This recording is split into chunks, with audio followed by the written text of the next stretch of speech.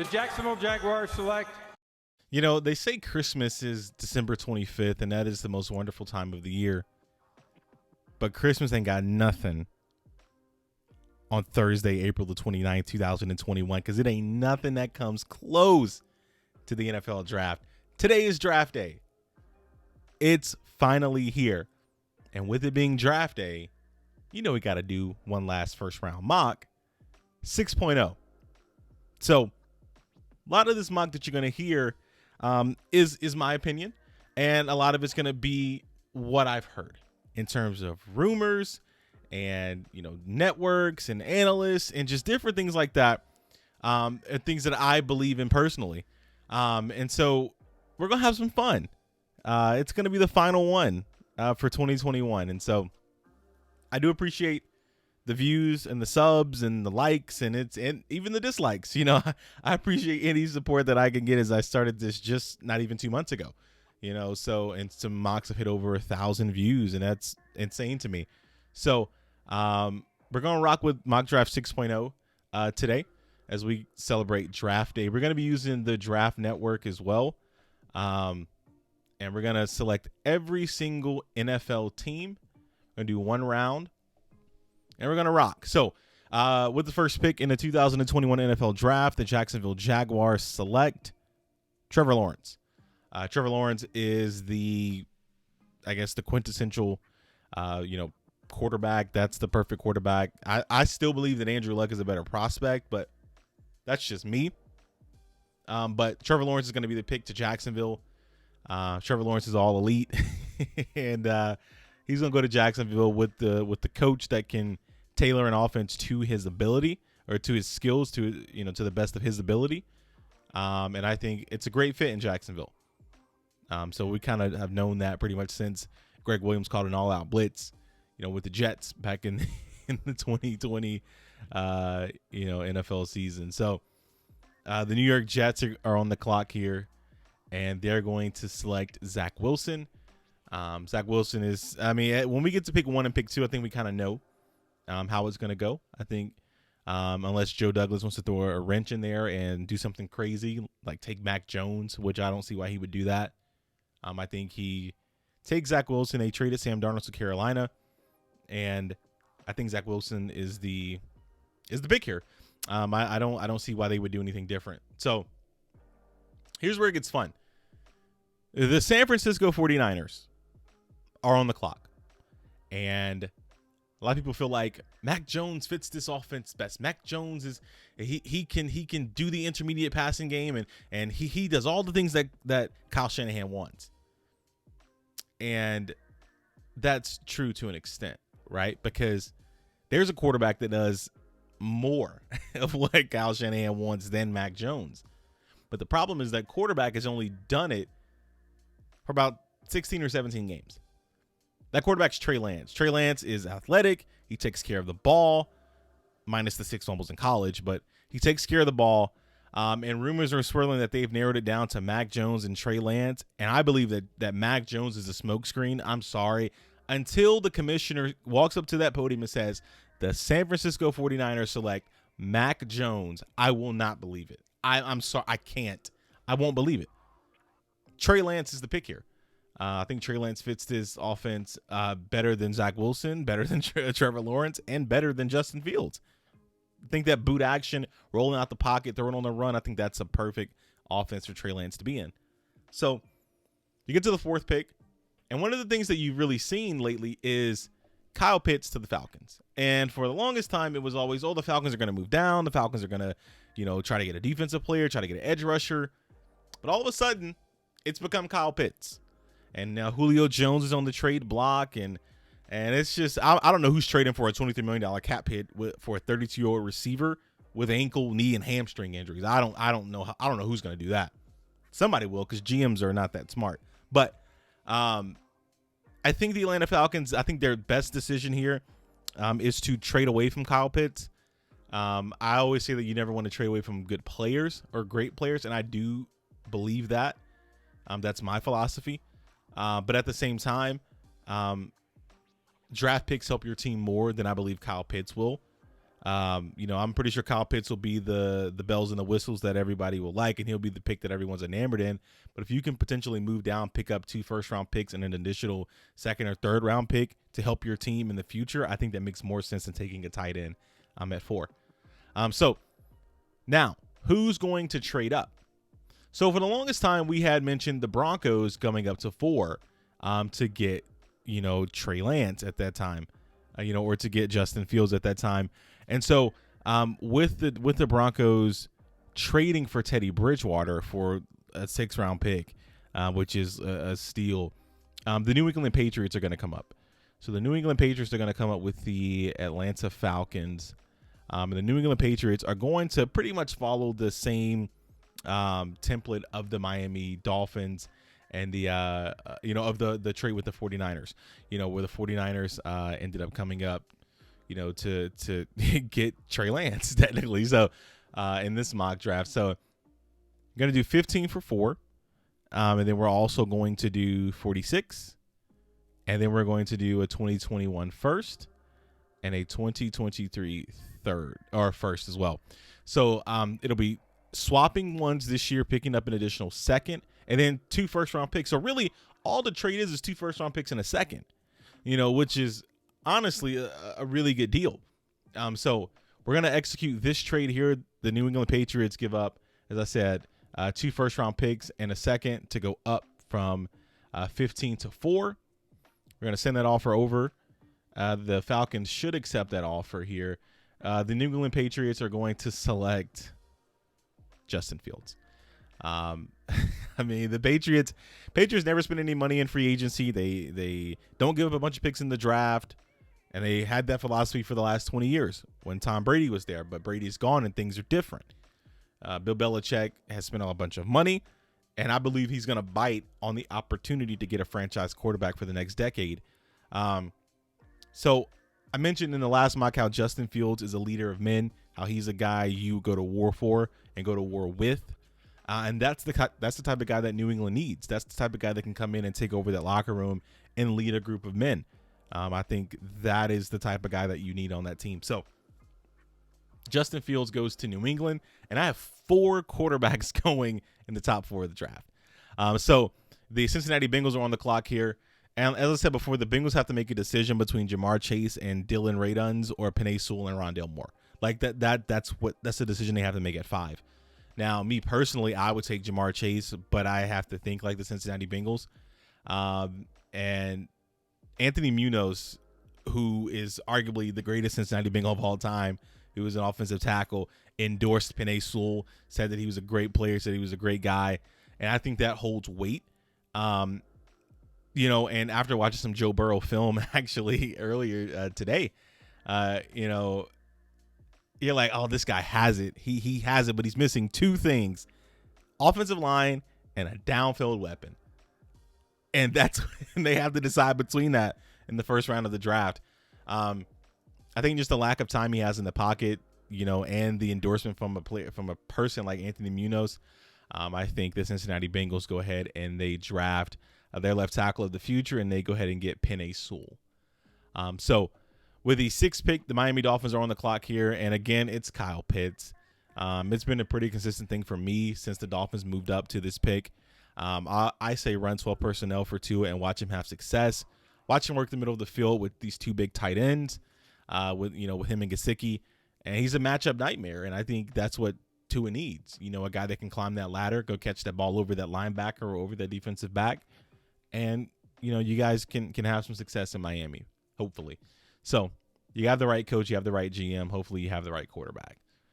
So with the 7th pick in the 2021 NFL Draft, the Detroit Lions select Jamar Chase, wide receiver, LSU.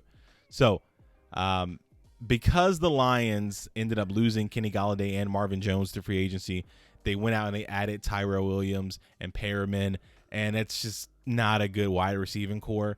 Especially with Jared Goff.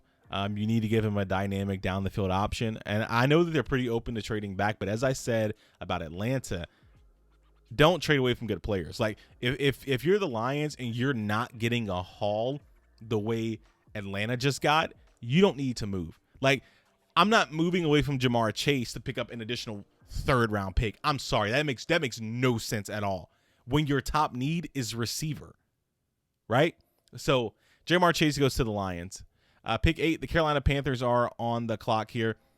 And pretty much in any mock draft, you'll see the Panthers are either mocked a quarterback or, they're mocked offensive linemen. But very rarely do you see them mocked, with a corner. So I know that Mac Jones was, the Panthers fell in love with him at the Senior Bowl and how great he was and all those things. And I still don't buy the Panthers drafting a quarterback after saying they're going to pick up the 5th-year option on Sam Darnold. I just don't see it. I don't. What I do see, though, is the Carolina Panthers are in a division with Mike Evans, Chris Godwin, Antonio Brown, Michael Thomas, and a bunch of other good receivers. And when you're in, and Julio Jones, by the way, as well, even though he's probably going to be gone, Calvin Ridley, a lot of good offensive weapons in that division. And I think one of the things that is holding this team back is the offensive line. Absolutely. But I think you can address your offensive line in the 2nd round and get a good player. The Carolina Panthers are going to stay here at pick 8, and they're going to draft a cornerback. That cornerback will be J.C. Horn. Panthers are going to go ahead and take J.C. Horn. He's going to make that drive up from Columbia to Charlotte, and he's going to be their lockdown corner in their division. Of course, he's a bit grabby, but I think I believe J.C. Horn is the best defensive player in the draft. That's what I think. I think he's a better player than Micah Parsons. He's a better player than Patrick Surtain. I think he's a better player. That's just me. And I believe that the Panthers are going to go ahead and take J.C. Horn here. So the Denver Broncos are on the clock here, and they're going to trade this pick, right? Because now that J.C. Horn has gone at 8, you have a lot of teams such as Arizona, Atlanta, Philadelphia, Dallas, who could all use corners, right? So it's going to be which team is going to give up the most capital to get a corner. And I believe that team is going to be the Philadelphia Eagles. I think the Philadelphia Eagles they're going to move up. It could be for Jalen Waddle, but I do believe that they're going to move up. But I'm going to go ahead and give the Eagles Patrick Surtain II. Philadelphia can add all the receivers they want. That's fine. You do that. But if you don't add to your defense, you're not going to be successful. You're in a division with Kenny Golladay, Darius Slayton, CeeDee Lamb, Amari Cooper, Michael Gallup, and Terry McLaurin. You have to add some people in the secondary. Or you're going to add Jalen Waddle and score 28 points a game and then give up 32? Like, you got to get better on defense, on the defensive side of the ball if you're the Philadelphia Eagles. You have to. So the Eagles are going to go ahead and move up with the Denver Broncos. They're going to give up 12 for 9, and they are going to give up 84. So they're going to give up a 3rd round pick to jump Dallas and New York to get who they feel may be the best corner in the draft. So the Eagles are going to go ahead and move up here with the Denver Broncos. The Philadelphia Eagles are going to select Patrick Surtain II. So at this point, Dallas is kind of, twiddling their thumbs because Dallas is in a situation where they can do a lot of different things here, right? They could stay and they could take Jalen Waddle. Michael Gallup's in a contract year. They could take Rashawn Slater, put him at guard. They could take Micah Parsons, not pick up the 5th-year option on Van Der Esch. They could take a pass rusher. They could take another receiver. They could do anything, right? But I know that Cowboys fans will say, well, let's just take Slater. Take Slater. I can't take Rashawn Slater here, and I'll explain why. In 2019, the Cowboys spent a top 90 pick on Connor McGovern. In 2019, he missed his first rookie season, and then the next season he started 8 games for the Cowboys, and he gave up 3 sacks. When he's healthy, he can be a quality offensive guard. It's just no way I'm investing another top 90 pick into an offensive guard when I already have one. And the only reason he hasn't played is because he was hurt his rookie season. That's it. I don't see how drafting Rashawn Slater really makes any sense for the Cowboys, because he's a guard. You know, if the draft fell where, hypothetically speaking, Rashawn Slater goes 5 and Penei Sewell falls to 10, I would draft Penei Sewell because Penei Sewell is the left tackle. Rashawn Slater's not a left tackle. He's a guard. That's how I feel. So they're actually going to move. They're going to trade. So the Cowboys, they didn't take Micah Parsons either because Stephen Jones sat on 105.3 The Fan and talked about linebacker. And if you read between the lines, he's saying if you draft a linebacker that high, they need to rush the passer, basically be a Von Miller type linebacker, and that's not what Micah Parsons is. So Chicago's going to come up with Dallas because Chicago wants a quarterback, and there's one quarterback still sitting right there.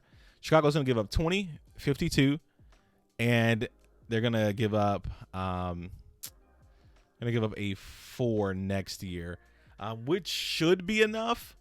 According to the trade chart, we'll see if Dallas takes it. Dallas took the deal. So Chicago is going to come up. They're going to select Mac Jones. Chicago gets their quarterback of the future. Andy Dalton is not the answer. Hell, I don't know if Matt Nagy is even the answer. Ryan Pace damn sure ain't the answer. And I think at this point, Ryan Pace is like, look, we got to figure something out to get a quarterback in here because this defense is going to play lights out when they have a competent offense, right? Get a quarterback that can just manage the game and make the throws. That's what Mac Jones is. So Mac Jones goes to Chicago at 10. Pick 11. The New York Giants are on the clock here. And for the longest time, I had the Giants taking Micah Parsons, and I believe that changes here. When you have an explosive weapon like Jalen Waddle sitting on the board, who was on his way to have a better season than Devontae Smith, he was much more explosive as a receiver prior to his ankle injury.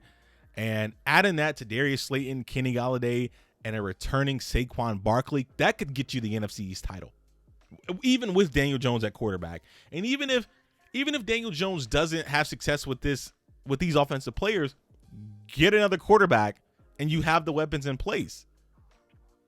Micah Parsons is a ideal fit for this team. He really is. He replaces Tate Crowder, and they have a really good defense already.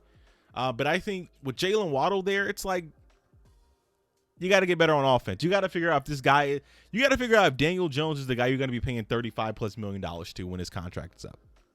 You got to figure that out. So you got to put things around him to make sure you're either paying the right guy or you're not paying him. Jalen Waddle goes to New York.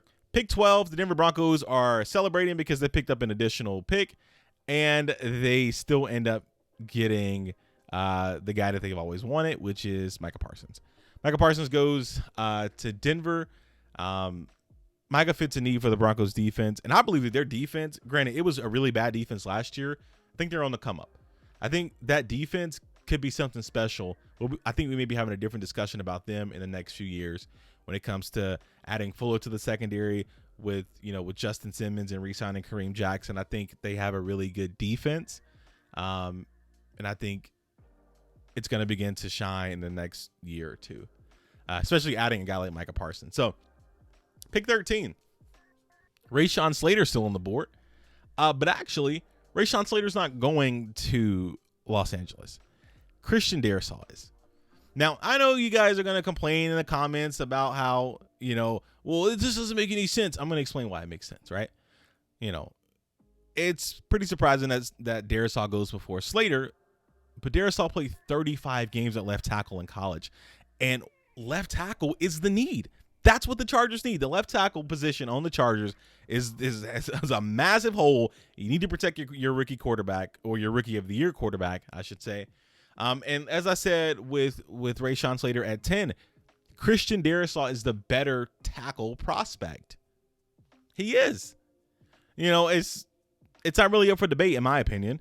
But Minnesota, on the other hand, Minnesota and Rick Spielman, they're excited because they're like, what?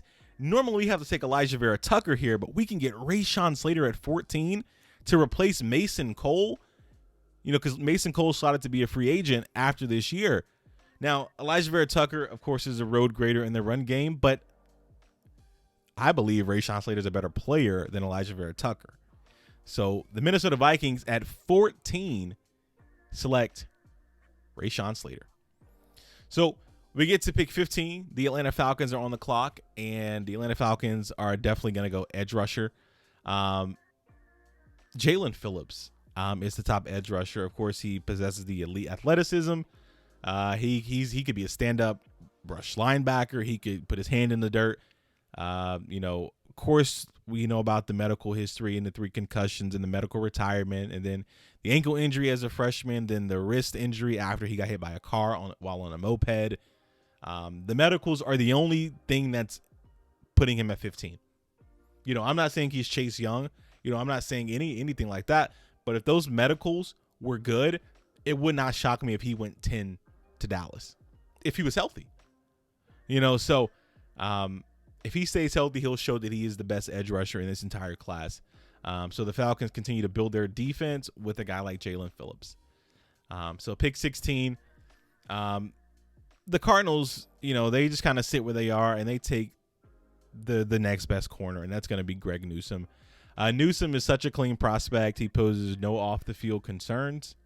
He had some injury concerns with missing 3 games in each season, at Northwestern, but I don't really care about that. 3 games is nothing to me personally. His ball skills are not that great. I'm kind of concerned about that with the 1 interception in 21 games, but his issues are fixable, and he's such a good player. And at 16 is really where I kind of expect him to be. He fits a need with losing Patrick Peterson. And you could put him opposite Byron Murphy, or really Byron Murphy played the slot a lot. Put Newsome outside and, have a pretty good secondary in Arizona. So Greg Newsome is going to go to Arizona. Pick 17, the Las Vegas Raiders, almost at Oakland. The Las Vegas Raiders are on the clock here. And when we look at the full board, you're going to notice a name that has fallen.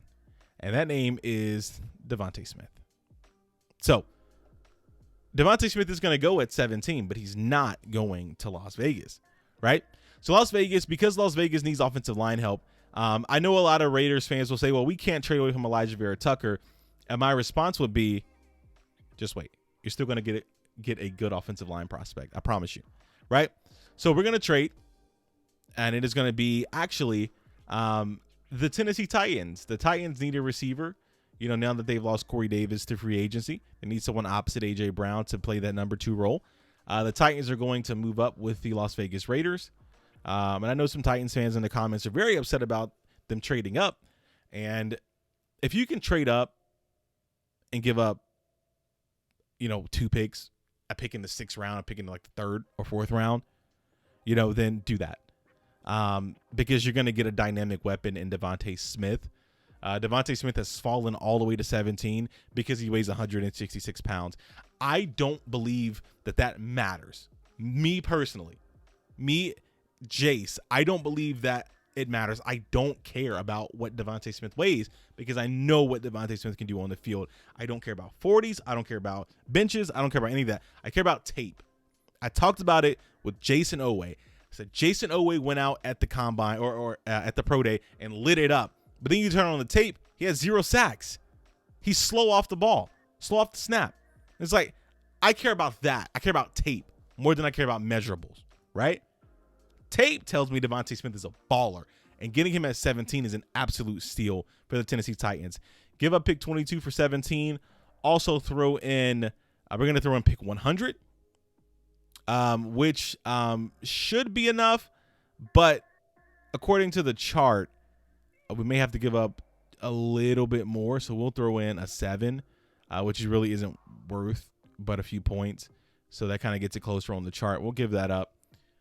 And the Tennessee Titans are going to come up, and they're going to select Devontae Smith, wide receiver out of Alabama. He fits a need, and he is the best player on the board. Now, as I said before, in the last mock, if Tennessee doesn't come up and Las Vegas takes an offensive lineman, could you imagine Devontae Smith and Kyle Pitts on the Dolphins? That'd be pretty nasty, right? It's possible. It could happen. But the Miami Dolphins are going to be on the clock here, and they're still going to take Azeez Ojulari, which has been a pretty consistent thing in each of these mock drafts for me. He did have some knee issues, but a lot of teams are kind of iffy on that. But I don't really care. He's a very good pass rusher, but he's still kind of raw. I have him as one of the top edge rushers just because what I see on tape, I see a guy that can grow, that if he develops more pass rush moves, he might end up being the better edge rusher than Jalen Phillips. But I think he has to develop and become a better, get more, what's the word I'm looking for? More creative. That's the word. More creative with rushing the passer and not just doing this one move. Expand his game more.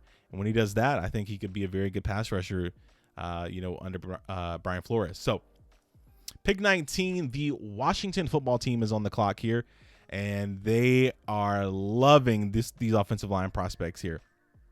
Leatherwood in his position flex, Tevin Jenkins in his nastiness, Sam Cosmi in his ability to play left and right tackle have to be attractive options for the Washington football team here. But John Bostic is a free agent after the 2021 season, and Cole Holcomb is a free agent after 2022. Their defense was second behind the Rams, the best defense in the league, with average linebackers and an average cornerback room. And I think they know that, and they know that they can be even better on defense. So I think what they're going to do is, they did go out and they signed William Jackson to play corner, to be their number one lockdown corner, because that's where they had to get better. They also have to get better at linebacker. And the best linebacker on the board right now, in my opinion, while Jamin Davis is listed higher and Zaven Collins is listed higher, Jeremiah Owusu-Koramoah is the ideal fit for the Washington football team and Jack Del Rio's defense. I just think that's an explosive player that can rush the passer, of course, blitz, tackle, play any type of coverage, can even drop back and play safety. That's a Swiss Army knife. And I think that's a great pick for this already good defense. So pick 20, the Dallas Cowboys. Okay, Cowboys are going to be on the clock here, and we're going to look at the full board. And we got Elijah Vera Tucker. Cowboys could use an offensive tackle. Christian Barmore. Cowboys could use a defensive tackle. Kwity Paye, edge rusher. Jamin Davis, linebacker. These are the guys that are sitting at the top of the board. So linebacker could be a need for Dallas, of course, with Jalen Smith's. Not Jalen Smith, but Van Der Esch's fifth-year option. And they were not clear on whether or not they were going to pick it up. Stephen Jones said that's something we have to look at. But he didn't say, we're going to pick it up. He didn't say that. So there are some questions there. Dallas, when it comes to the defensive line, needs run stoppers. Christian Barmore isn't a run stopper. Like, he didn't really play the run at Alabama. He's a hell of a pass rusher. With Elijah Vera Tucker, much like I said about Connor McGovern and Rashawn Slater, I want to see more of Connor McGovern before I invest a first-round contract into a guard or into somebody that's not going to start at left tackle come week one. I'm sorry. I just don't. I can't imagine doing that. So, but here's where it gets fun. There's a player that is tumbling in the draft, and I don't know if anyone's noticed it. His tumble stops here. With the 20th pick in the 2021 NFL Draft, the Dallas Cowboys select Caleb Farley, cornerback, Virginia Tech. Now, let's talk about this, because Caleb Farley, of course, did test positive for COVID, as we found out, and I'm just like, the kid has the worst luck ever. Just everything is just going bad for him.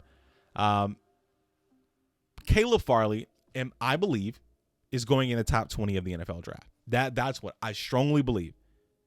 Now, why are the Cowboys taking Caleb Farley? Let's talk about it. The doctor who worked on Caleb Farley's microdiscectomy is Dr. Robert Watkins. Now, Robert Watkins has some history with the Cowboys. So back in 1993, Watkins performed back surgery on Troy Aikman. You know what that back surgery was? A microdiscectomy. In 2018, he worked on Travis Frederick's neck, and he worked on Romo's back. And Romo, ironically, had one of the same injuries as Caleb Farley with his microdiscectomy. And the Cowboys extended Romo, and they paid Travis Frederick, and they won. They won an additional Super Bowl. With Troy Aikman after the back injury. They don't care. They don't. They'll take you with off the field issues. They'll take you with injury concerns. They do not care. What I do know is that Caleb Farley was the top cornerback on a lot of boards. And if the Cowboys get word from Dr. Watkins, the one that they have faith in, that Caleb Farley is going to be a healthy NFL player, Caleb Farley is going in the top 20 of the NFL draft. I 100% believe that. And it wouldn't shock me if Caleb Farley went earlier, because there's some talk about the New Orleans Saints wanting to move up to get a corner. Maybe they jump with Washington or Miami, because pass rushers are going to fall. Maybe they jump here, and they get Farley, or who knows, but I do believe that Caleb Farley is going to go top 20, and I believe he's going to go to the Dallas Cowboys because of the relationship the Cowboys have with Dr. Watkins. So pick 21, as I said before, Chris Ballard was on 107.5 The Fan, and he said that they have four good offensive linemen, but they need another one. And with Braden Smith emerging at right tackle, we're going to stick to what we've done before, which is Tevin Jenkins. Flip them to either position on the offensive line, whether it's left or right tackle, and you have something special with those two bookend tackles and Quentin Nelson at guard. I'm telling you, Jonathan Taylor is going to be very, very happy, and Carson Wentz is going to be very happy because I believe Carson Wentz is going to be very successful in Indianapolis. Get him an offensive line. He has some weapons on the outside. I think they could have success in giving him Tevin Jenkins to play tackle. Come on. That's like a strength on a strength. So the Raiders are on the clock, and again, they're going to select Alex Leatherwood. They move down. They got another top 100 pick, and they get the versatile offensive lineman. 26 starts at left tackle, 15 at right guard. 41 straight starts in his career as well. He's not as strong with his hands like Christian Darrisaw is, but I think he can be a quality starter opposite Colton Miller. This could also be Elijah Vera Tucker.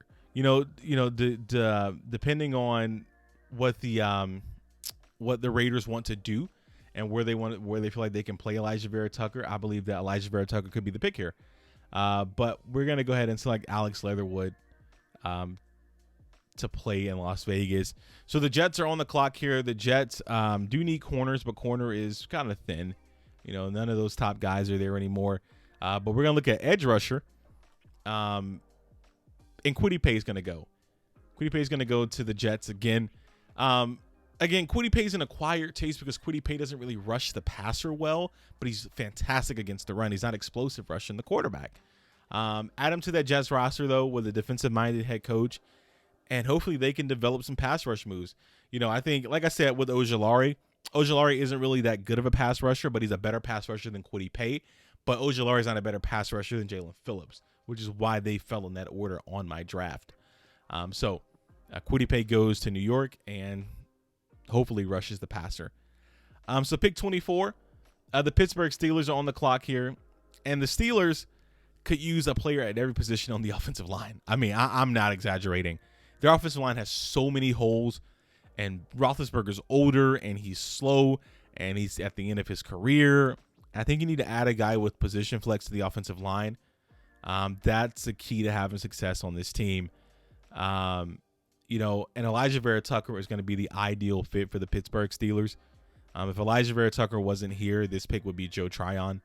But I think Vera Tucker is going to be the pick here. But one of the things that's kind of confused me or concerned me about the Steelers is I don't see a lot of people talking about edge rusher for the Steelers. And I'm like, they have no outside linebackers to rush the passer. None. And no one's talking about that. I don't know why, but I think if Elijah Vera Tucker's gone and Leatherwood's gone, you could possibly take Sam Cosmi or you could take a edge rusher. With pick 25, the Jacksonville Jaguars are going to select Trayvon Merrick. Merrick became one of the top safeties in the country in 2019. He was first team All Big 12, AP second team All-American, the Jim Thorpe Award winner, first team All Conference as a junior. Over the last 2 years, 6 picks and 20 PBUs in 22 games. And again, he's going to join CJ Henderson in the secondary to continue rebuilding that Jags defense. Now, the weird thing that I've heard was Jane Slater of the NFL Network said that Dallas Cowboys would, Jane Slater is the beat writer for the Cowboys.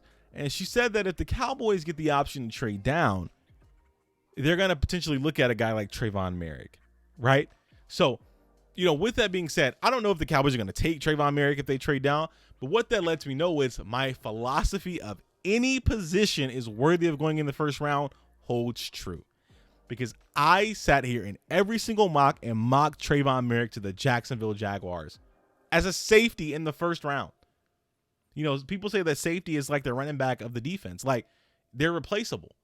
No, not when you have a guy like Trayvon Merrick, and the fact that there's some discussions about him possibly going top 20 lets me know that I might know a little bit. I might know what I'm talking about a little bit. So that makes you feel good.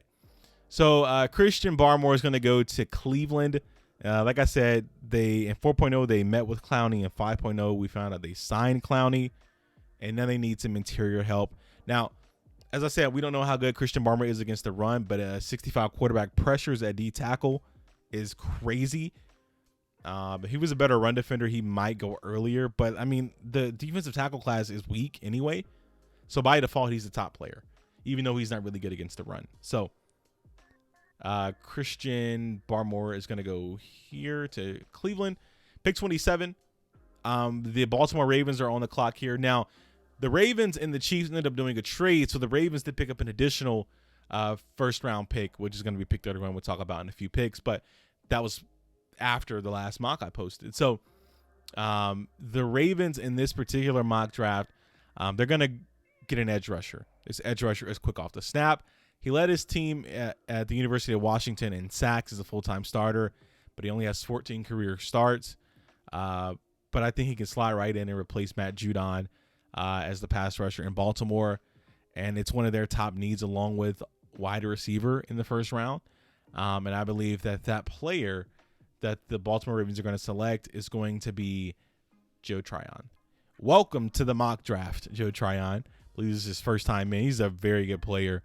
And I think he has that position flex to put his hand in the ground, but I believe he's better as a stand-up rusher, which is exactly what Baltimore needs. So the Saints are in a position where no NFL team wants to be, right?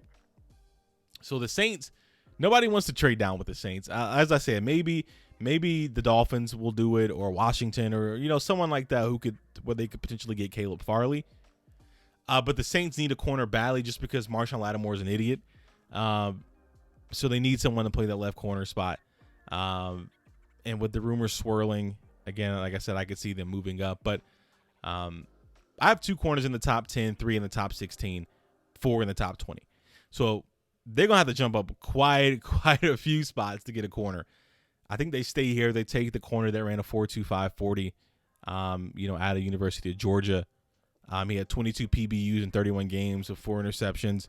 So with the 28th pick in the 2021 NFL Draft, the New Orleans Saints select Eric Stokes, defensive back, Georgia. So get you a guy that can get his hands on the ball, that is a very active player, brings some speed to the secondary as well. I think it's a great fit for the Saints. Pick 29, the Green Bay Packers are on the clock here, and they're going to go ahead and select a wide receiver. They're going to go ahead and take Elijah Moore out of Ole Miss. Elijah Moore is an explosive weapon for Aaron Rodgers to have.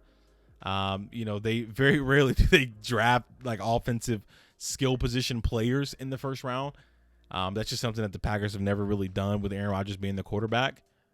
So I think adding a guy like Elijah Moore opposite Devontae Adams with Aaron Jones back, running back, and then Robert Tonyan, I think you could have a very good offense in Green Bay. Hell, you had a great offense last year, but I think it could even go to newer heights with a guy like Elijah Moore on the team. So, but one of the things that I kind of really threw me off about the Packers, though, was much like we talked about with the Steelers and them needing edge rushers and nobody's talking about it, no one's talking about the Packers and their need for linebackers. I mean, I don't understand what the Packers are doing at linebacker. They have no linebackers. Jamin Davis would be a very attractive option here. Zaven Collins. But I just think with Elijah Moore being on the board here, I think he's the best player on the board at this point. And I think he helps out Aaron Rodgers more because the goal is to keep Aaron Rodgers in Green Bay forever. Well, that's my goal. But I don't know if that's Brian Gutekunst. I don't know if that's his goal. But I would draft Elijah Moore. Make Aaron Rodgers feel like you guys actually want him to be there. So pick 30. The Buffalo Bills will, in the last mock, they selected Jason Oweh because of the connection with the Pagulas and Penn State. But that's not going to happen here. The Buffalo Bills are going to select Zaven Collins. Zaven Collins is such a Buffalo player, and here's what I mean. Buffalo will take a player who doesn't really fit a scheme, but he may be too small, like Edmonds, the linebacker, or he may be too big like Zaven Collins, the linebacker. But what they do is they make it work. I don't know how McDermott does it, but he does. They're picking at pick 30, so they had a lot of success. They're picking at the back of the draft. They have to get better against the run. They have to. Zaven Collins might not be able to cover worth a damn, but he is a bully, and he will hit you in the run game. He's 270 pounds, but he don't rush the passer. So he's kind of hard to figure out. But I know one thing. If you have a running back coming at Zaven Collins in the hole, Zaven Collins ain't losing. I know that. And I think that's what Buffalo needs on their team. So Buffalo will go ahead and select Zaven Collins. Pick 31, the Ravens are going to be on the clock here. This pick was via the Chiefs, but they traded Orlando Brown, to the Chiefs and got the first round pick back. Lamar Jackson, in the 5th-year option, has been in the discussion, and apparently it's going to be picked up, which it should be. But Lamar Jackson is about to receive a lot of money very, very soon, and he needs a cheap weapon to throw to. Now, Mark Andrews has been a home run at tight end. And I think adding a guy like Rashad Bateman, when he had almost 2,400 receiving yards in college, he lined up at the X, Y, and the Z at Minnesota. He can play anywhere in Greg Roman's offense. I just think it makes the most sense to get Rashad Bateman and give Lamar Jackson a big weapon on the outside, move Hollywood to the slot, and possibly double dip in the 2nd round and get another receiver, because you got to put weapons around your quarterback to see if he's actually worth the damn. I believe Lamar Jackson is, but Lamar Jackson throwing the Willie Steen and Hollywood Brown ain't the moves. I'm sorry, it's not. Right? But give him Rashad Bateman, Hollywood Brown, and potentially Rondale Moore or De'Ami Brown or Amon-Ra St. Brown or Tylan Wallace, and we having a different discussion with J.K. Dobbins back there in the backfield too. So we'll be having a different discussion about Lamar Jackson as a passer. But you got to give him some help. Got to give him weapons. Start that off with Rashad Bateman going to the Baltimore Ravens. So Terrace Marshall had the knee issue, and that's why Terrace Marshall hasn't been in any of the last 2 mocks, just because that knee issue will knock him to the 2nd round, because he was already a late first anyway. So pick 32. The Tampa Bay Buccaneers are on the clock, and they did re-sign Antonio Brown. They re-signed Levante David as well to play linebacker. They don't need running backs. I mean, they could use Jason Oweh, but I believe that they're going to actually trade this pick. They're going to trade this pick to the New York Jets because the New York Jets want to get a 5th-year option on a running back. Because, again, the point of the draft is to get players for cheap for the longest period of time. That's the point of the first round of the draft. That's why all 32 picks have a 5th-year option, because that's a cheap 5th year before you got to pay them. So if you don't want to pay them, then don't pay them. You don't have to, but you get them for 5 years. Get a running back cheap for 5 years. That's common sense. I don't know why more teams don't do that. But as I said before, running back and any other position besides special teams is a position that can go in the first round, in my opinion. And so it would not shock me at all if Travis Etienne was to go here at pick 32. Really, it's only a 2-spot jump, but again, it's that 5th-year option. Etienne in 2018 and 2019 rushed for over 1,600 yards in each season, played 12 games in 2021, and still almost rushed for 1,000 yards. Needs to get better in pass pro, but he fits that one-cut scheme that the Jets want to run. And so I think he's a better fit than Najee Harris. So they're going to trade 34 and a 5th-round pick, and they're going to also give up this 6th-rounder as well. We'll see if this is enough to get it done. So we'll send this offer over. Let's see if Jason Light likes our offer. He does. We'll select that. And they're going to go running back Travis Etienne. So to run the mock draft from the bottom, it's going to go Trevor Lawrence to Jacksonville, Zach Wilson to the Jets, Trey Lance to the 49ers, Justin Fields on a trade up to the New England Patriots, Penei Sewell to the Bengals, Pitts to the Dolphins, Chase to the Lions. J.C. Horn takes that drive from Columbia, that 90-minute drive from Columbia to Charlotte to go play corner for the Panthers. At pick 8, the Eagles move up to get Patrick Surtain II. Dallas trades down with Chicago. Chicago comes up to get Mac Jones. Jalen Waddle goes to New York. Micah Parsons goes 12 to the Broncos. Darisaw goes to the Chargers. Slater goes after Darisaw to play offensive guard for the Minnesota Vikings. Jalen Phillips goes 15th to Atlanta. Greg Newsome goes 16th to Arizona. Devontae Smith goes 17th to the Tennessee Titans on a trade up. Azeez Ojulari goes 18th to play edge rusher in Miami. JOK goes 19th to Washington. Dallas selects Caleb Farley. Tevin Jenkins goes 21st. Alex Leatherwood goes 22nd. Kwity Paye goes 23rd. Elijah Vera Tucker goes 24th. Trayvon Merritt goes 25th. Christian Barmore goes 26th to Cleveland. Joe Tryon jumps into the first round to go 27th to Baltimore. Eric Stokes goes 28th.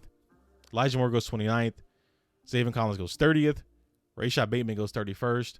And at pick 32, the New York Jets will select Travis Etienne. So that's going to wrap up Mock Draft 6.0 in the final one of the year. Today is the NFL Draft, and I am so excited for it. Thank you guys for joining me for the last 6 mock drafts. Hope you guys enjoyed this one. Give it a thumbs up, subscribe. I appreciate that, and y'all enjoy the draft tonight. Y'all take care.